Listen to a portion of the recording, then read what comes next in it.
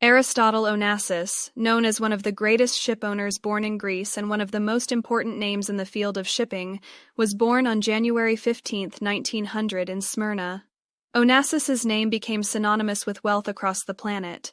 He developed a rich shipping business, and in 1956 he founded Olympic Aviation, which he transferred to the Greek state in 1975 due to debts.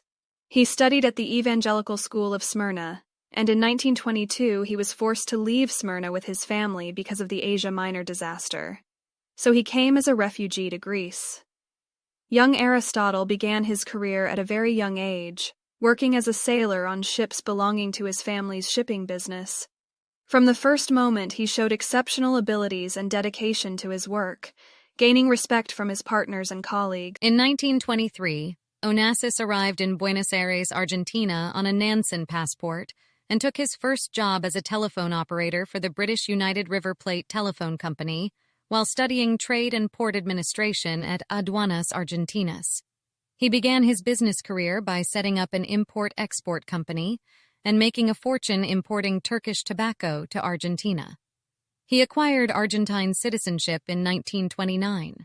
He eventually established his first shipping trading company in Buenos Aires, Astilleros Onassis.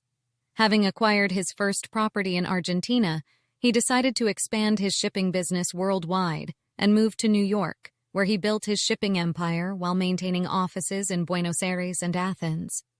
His legacy in Buenos Aires was the creation of a shipping empire and a Hellenic culture fund that provided scholarships for young people and an academic international exchange program between Argentina, Greece, Monaco, and the United States. The programs are funded and managed by the Onassis Foundation and were ultimately directed by his daughter Christina. Onassis built a fleet of trucks and tankers that eventually exceeded 140 ships. Most of the fleet usually operated under flags of convenience where laws and regulations are more relaxed than those of the shipowner's country. Tighter regulations in countries such as the United States, which provided higher wages and safety standards, allowed access to domestic routes with higher fares, but much higher operating costs. As was customary in international shipping at the time, Onassis's fleet carried mainly Panamanian and Liberian flags of convenience, which provided tax-free profits while operating at low costs. This combined with his shrewd business sense helped Onassis make huge profits in the highly competitive shipping market. Onassis also made big profits when oil majors such as Mobil, Saucony, and Texaco signed long-term contracts known as time charters at fixed prices before the spot market collapsed.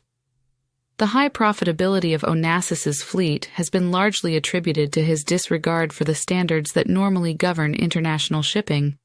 For example, the Liberian-registered tanker SS Arrow ran aground and caused an oil spill in Chedabucto Bay, Nova Scotia in 1970, which was the most significant oil spill off the east coast of Canada, about 25% of the spill from the Exxon Valdez in Alaska in 1989. Led by Dr. Patrick McTaggart Cowan, Executive Director of the Science Council of Canada, set up a commission of inquiry which found that the SS Arrow was operating without almost any of its navigation equipment. The radar had stopped working an hour before the ship was hit. The sirens had been out of service for 2 months, and the gyro compass had a permanent error of 3 degrees west. The ship's third officer, who was on the bridge at the time of the accident, was unlicensed, and none of the crew had any seamanship except the master, about whose abilities there are even doubts. In addition to shipping and aviation, Onassis was involved in various other investments, such as financing the construction of a 52-story skyscraper in Manhattan, the Olympic Tower. He also owned several properties, including in Paris, London, Monte Carlo, Athens, and Acapulco. View of Scorpio, where the pink villa can be seen high up. In 1963, he will buy from Georgios Philippa the famous Scorpios, an islet of the Ionian Sea, which belongs to the Prigipon Islands complex, and is located between the eastern coast of Lefkada and the western coast of Etolo-Acarnania. It is also located at a distance of 3 nautical miles from Nidri. With the passage of ownership of the island into the hands of Onassis, Scorpio completely changed his face. Onassis brought power generators to the island and secured a water supply from neighboring Lefkada.